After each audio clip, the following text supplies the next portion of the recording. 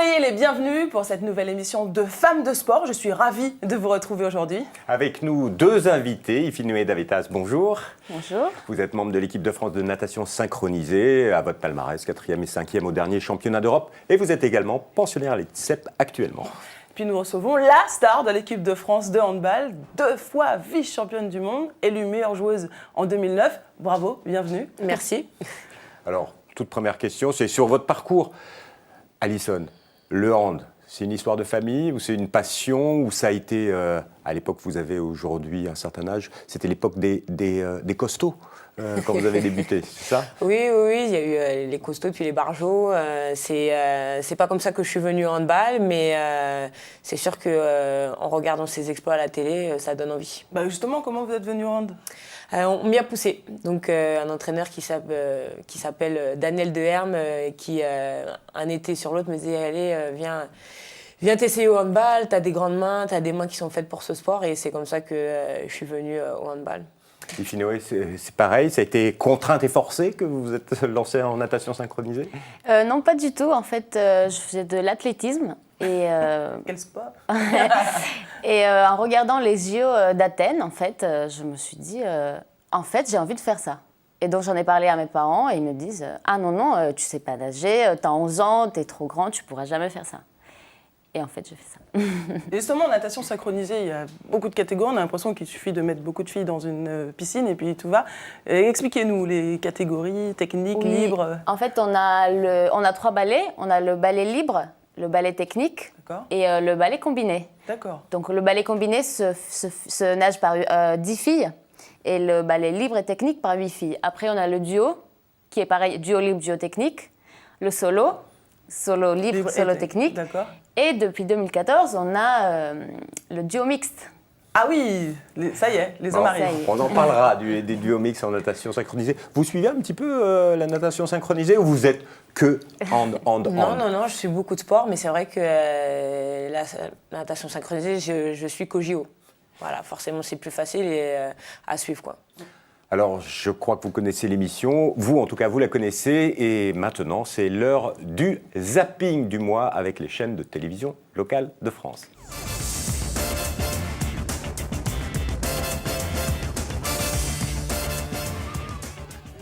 Elles peuvent être organisatrices, comme ici, de tournois réservés à des enfants ou aux entreprises. Elles peuvent être aussi consultantes TV, mais avant tout, elles sont pratiquantes de rugby de très haut niveau. Elles, ce sont les joueuses du Lille Métropole Rugby Club de Villeneuve-d'Ascq. Depuis quelques jours, le LMRCV est champion de France, une première dans son histoire. C'est une aventure à la fois sportive et humaine dans le sens où le trail c'est un esprit de cohésion mais que sur des longues distances on peut se retrouver seul et généralement si on est à la même allure que quelqu'un on va rester ensemble pour s'encourager parce que quand on a un grand passage à vide il y a toujours comme ça quelqu'un pour nous remonter le moral et vice versa en fait on s'entraide comme ça. Et un trophée de plus pour le sport des Hauts-de-France, un trophée cette fois-ci européen. Les heureuses nouvelles propriétaires, ce sont les joueuses du CP Lys-les-Lannoy en tennis de table. Battues en finale aller chez elles il y a environ un mois, 3-2, elles se sont imposées sur le même score à l'extérieur.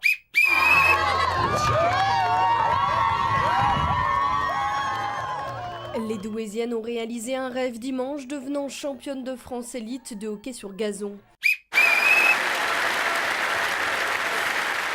C'est juste génial de finir comme ça, je suis heureuse, franchement je suis heureuse. Il fallait ce titre pour partir sereinement, je suis sereine et finalement je préfère finir ici chez moi, voilà, un petit peu mise à l'honneur qu'à l'autre bout du monde, un peu dans l'incognito et sans savoir ce qui allait se passer derrière. Voilà, ça reste des Jeux Olympiques, c'est quelque chose d'énorme, mais ça là, ce que les gens ils ont fait pour moi aujourd'hui, je pense que ça vaut 1000 fois rire.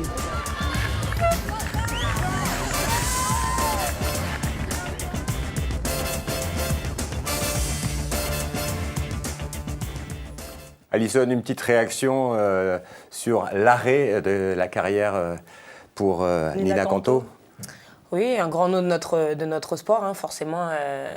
Nina qui arrête donc, sur ce titre de champion de France, c'est super.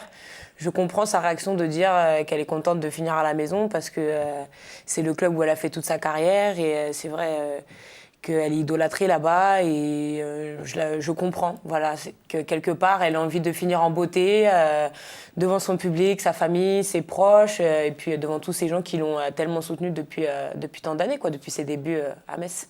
Et puis on lui souhaite une belle reconversion parce qu'elle a déjà commencé dans l'audiovisuel. Elle va sans doute nous concurrencer.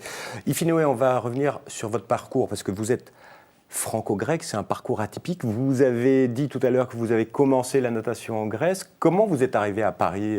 Qu'est-ce qui s'est passé? Alors, en fait, oui, j'étais en équipe de Grèce et jusqu'en 2010. Après, à cause de la crise voilà, l'État ne participait pas du tout à notre sport.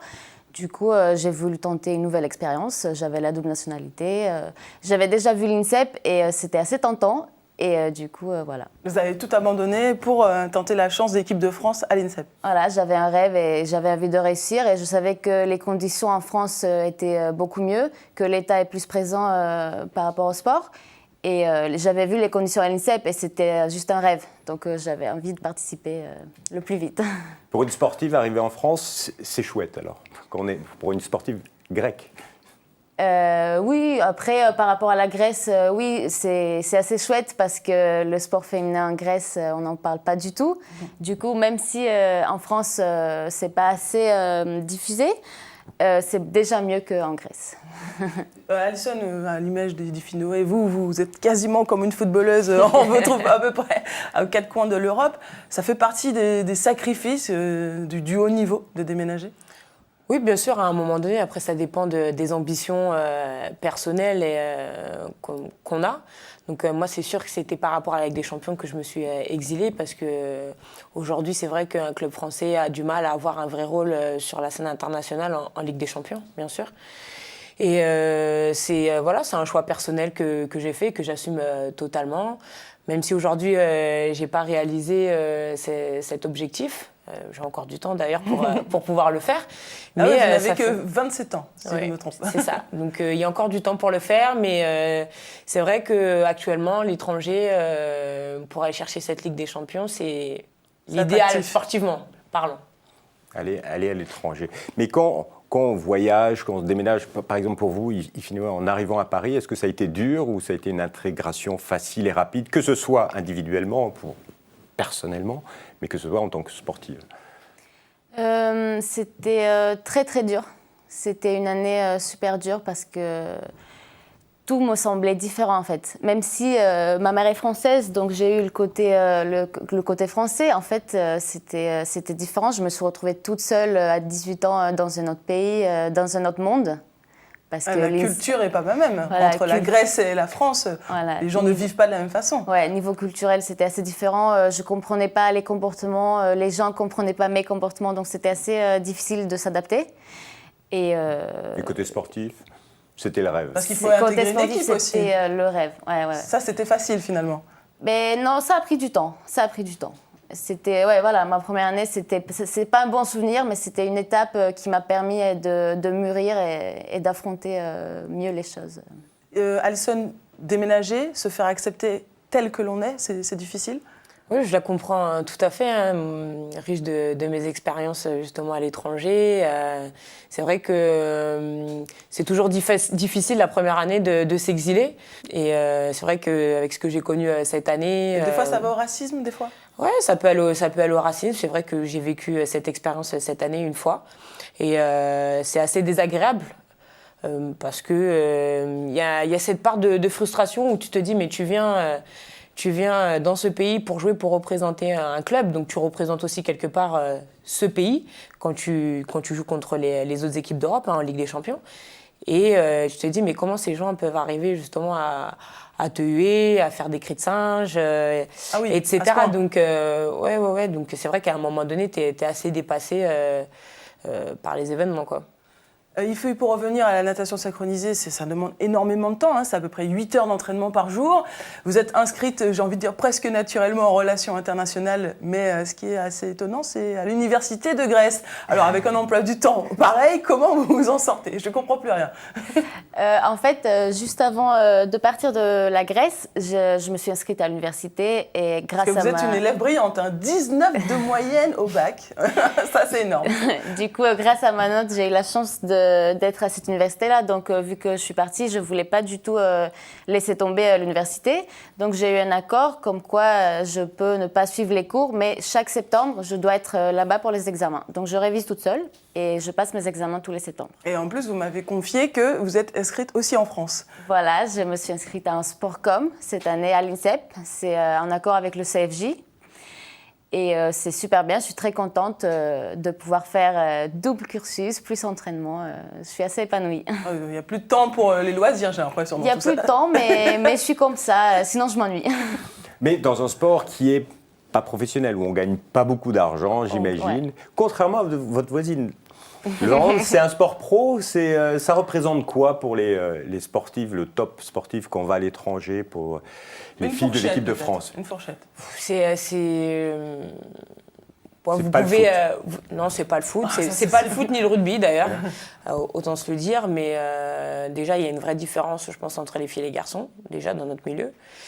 Et après, si c'est à l'étranger, de toute façon, ça peut partir de 1 500 €. Ça peut dépasser les 15 000 €. Vous êtes qualifié, vous, aux Jeux Olympiques. Et il y en a une autre qui se prépare, elle aussi, pour les Jeux Olympiques. Elle s'appelle Abi Niaré, au taekwondo. Eh bien, la TV Web du Val-de-Marne est partie la rencontrer pour nous.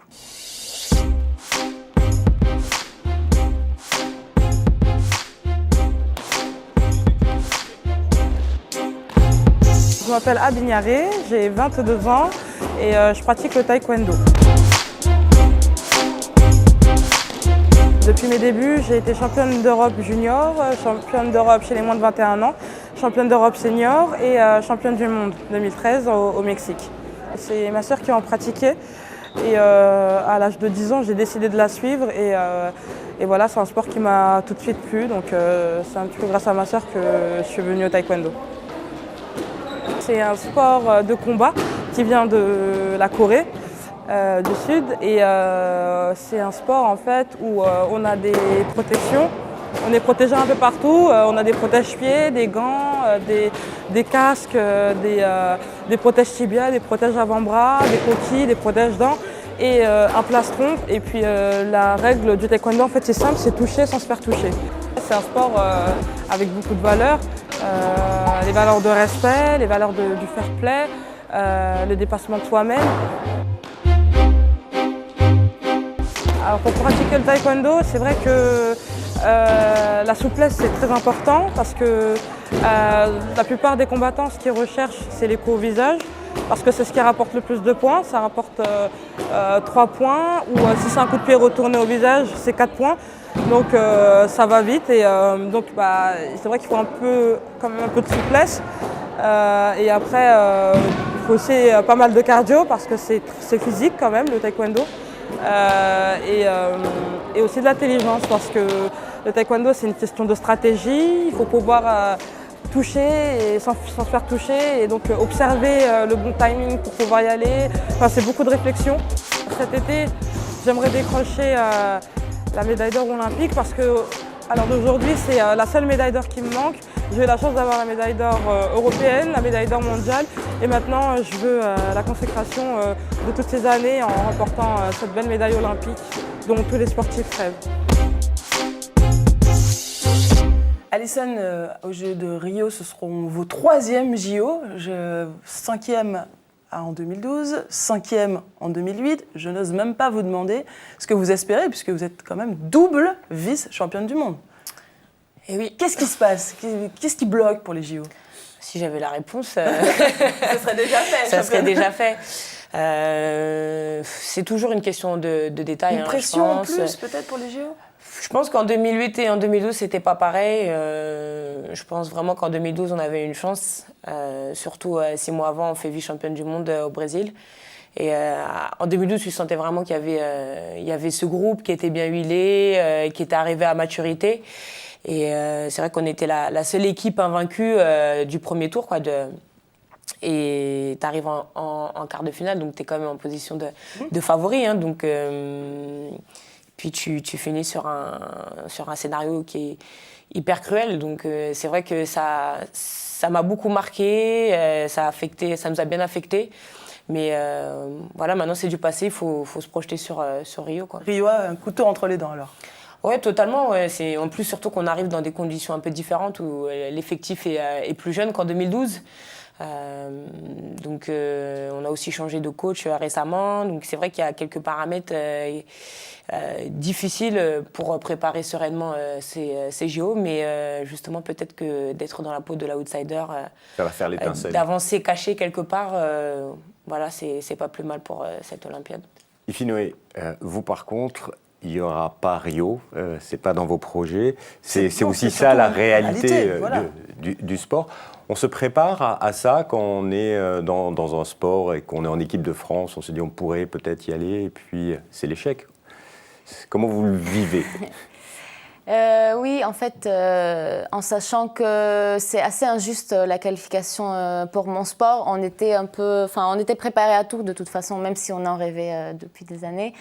Et en fait, c'est un pays par continent qui se qualifie. Donc, à notre continent, la Russie a toujours sa place. C'est dur, hein. Un pays par continent. C'est un pays par continent. Et après, il reste 3 places. Donc, un pays par continent européen, c'est ça? Oui. Voilà. Ouais, c'est ça. Oui. Ça, c'est pour qu'on réalise à quel point la tâche est compliquée. Voilà. Et du coup, après, il reste 3 places pour tout le monde. Oui, pour le reste. Pour le reste du monde. Du coup, nous, on était derrière les Italiennes. Du coup, on était préparés à ce que ce ne soit pas nous et ce soit les Italiennes qui partent à notre place. Du coup, certaines de vos copines seront à Rio. Votre petit copain sera à Rio. Comment on vit ça? Et puis, il ne faut pas trop montrer la déception. Comment on fait? Mais c'est assez dur en fait de se cacher, surtout pour moi qui n'arrive pas du tout à cacher mes sentiments. Mais après, c'est mes meilleurs amis et mon copain, donc je suis vraiment très très fière d'eux parce qu'ils ont beaucoup bossé. Donc j'essaye de prendre sur moi et de dire bon, c'était pas cette fois-ci, ça sera la prochaine. Il faut que je continue à travailler et ça va le faire. Ce sera pour les prochains JO. Mais entre-temps, cet été, moi, je vous propose de faire du surf. Et oui, le surf, il y a de plus en plus de compétitions féminines. Et c'est justement le reportage que vous propose TVPI, dans le Pays Basque, bien sûr.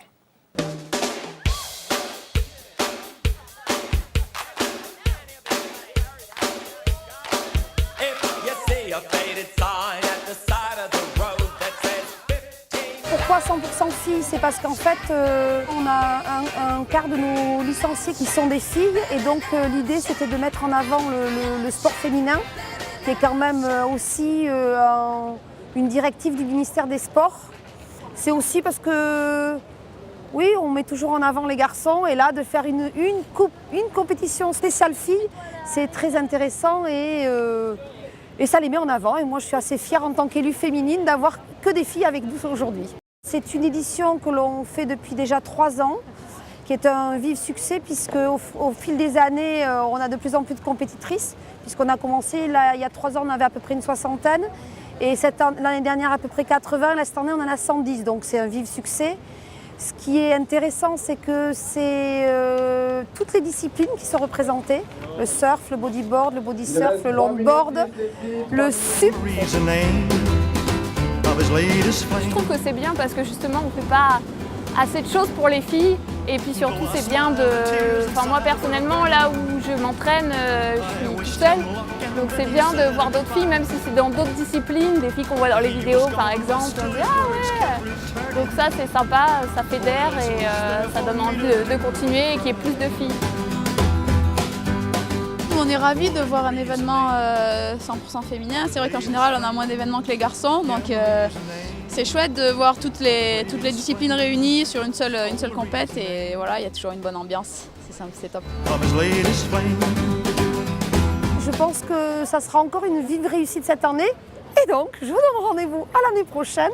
Parce que je pense que plus on sera de filles, mieux ça sera. Et d'ailleurs, on a aussi des filles qui jugent Donc on est en train d'essayer de développer, puisque je m'occupe aussi de la commission juge, de développer le jugement féminin parce qu'on trouve qu'il y a beaucoup de garçons et pour valoriser jusqu'au bout, aller jusqu'au bout de l'idée du 100% féminin.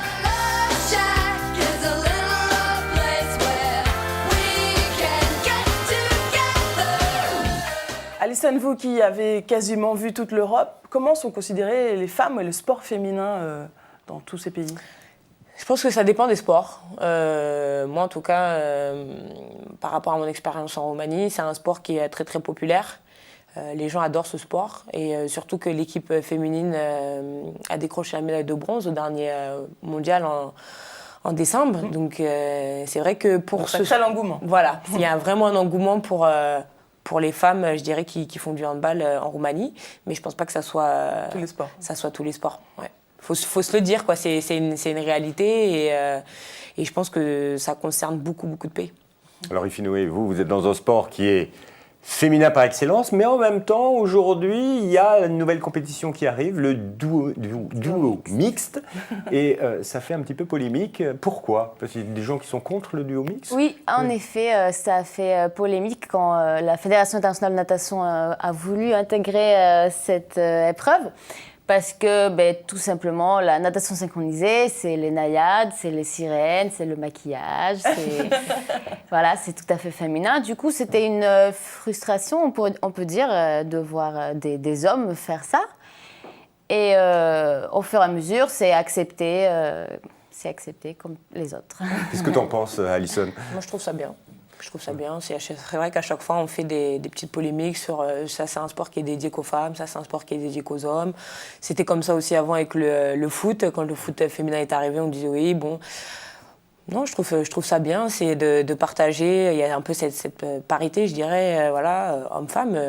Je veux dire, il y a aussi des hommes qui font du patinage et pourtant le patinage artistique est quand même réservé aux femmes. Le sport féminin progresse, l'arbitrage un petit peu moins. Dans le hand, on voit de plus en plus de femmes arbitres, ça progresse ou pas ? Oui, ça progresse et c'est vrai que c'est une vraie volonté de la fédération internationale et aussi la fédération européenne, justement de promouvoir de plus en plus de paires d'arbitres féminines.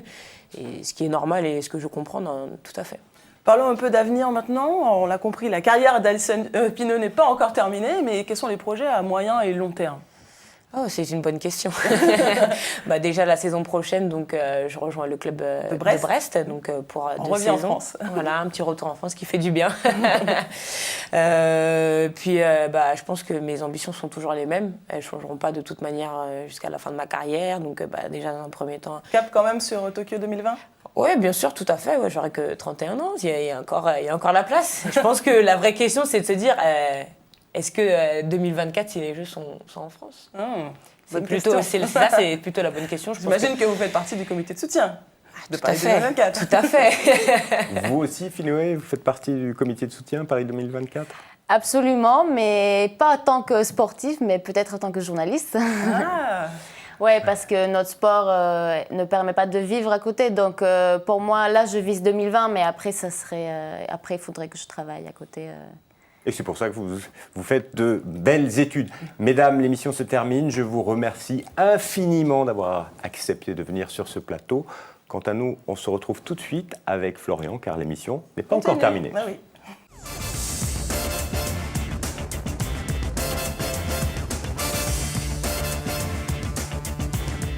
Si tu vas à Rio... Bonjour Florian, est-ce que vous serez à Rio ? Malheureusement non, mais j'ai sorti une cravate de circonstance. J'ai vu que la cravate est exotique aujourd'hui. Bon alors, parlez-moi un peu de ces nouvelles recrues. Pour notre invitée, Gévry Zeman, qui s'est confirmée, elle a été sélectionnée par la Fédération française de judo. On n'attend plus que le feu vert du CNOSF. Et on a 2 nouvelles qualifiées, ce sera en tennis de table, avec Li Xue et Carole Grundisch. Elles sont qualifiées toutes récentes, ça a été arrivé il y a quelques jours. La première due à son classement mondial, donc la 53e place, et la deuxième grâce à un quota débloqué par la France. Et au niveau des sports co, on en est où ? Alors, on saura le 19 juin pour l'équipe de France féminine de basket à l'issue de son tournoi de qualification olympique. Et pour revenir sur notre invitée Alison Pineau, pour le handball, elles sont déjà qualifiées. On connaît désormais leur programme. Il y aura des matchs à 16h30, d'autres en pleine nuit, heure française, à 2h50 du matin. Et elles affronteront les Pays-Bas, la Russie, l'Argentine, la Corée du Sud et la Suède. Chaud bouillant. Et pour ceux qui n'aiment pas les jeux, ceux qui n'ont pas envie de regarder des matchs à 3h du matin, qu'est-ce que tu nous proposes cet été ? l'été. Voilà, et ben, il y en a qui pourront patienter jusque les Jeux, puisque les saisons ne sont pas encore tout à fait terminées. On aura par exemple les 2 et 3 juillet le 10e Open de France de natation, ce sera à Vichy, une grande réunion, une dernière grande réunion avant les JO avec les meilleurs Français. Ensuite, le 24 juillet, ce sera la course by le Tour, c'est la fameuse course sur l'étape du Tour de France, sur la dernière, sur les Champs-Élysées. Ah oui. Les filles à 14h, elles feront le tour des Champs-Élysées devant un public en Soyez folie. là. Voilà. Et on terminera le 30 avec l'Open de France de basket 3-3 à Orléans. Le basket 3-3, c'est une du sorte street de basket, Ça, c'est ça c'est le street basket, c'est 3 équipes, 3 joueurs, 3 joueuses. Il y a des équipes mixtes et ce sera sur un demi-terrain. Ah d'accord. Et puis des sports de plage quand même ou Sport de plage, on ou terminera mer l'été. de l'été. Voilà, on profitera de l'été. On terminera après les JO avec du 23 au 28 août le pro anglais de surf avec Pauline Hadot, la française, qui est tenante du titre. C'est une étape de la 2e division des championnats du monde. Cette émission est à présent terminée. Merci de nous avoir suivis. Vous pouvez continuer à suivre l'actualité sur Femmes de Sport. www.femmesdesport.com. Vous le faites bien mieux que moi. Et puis à très vite. On a hâte de vous retrouver pour une nouvelle émission de Femmes de Sport. Au revoir.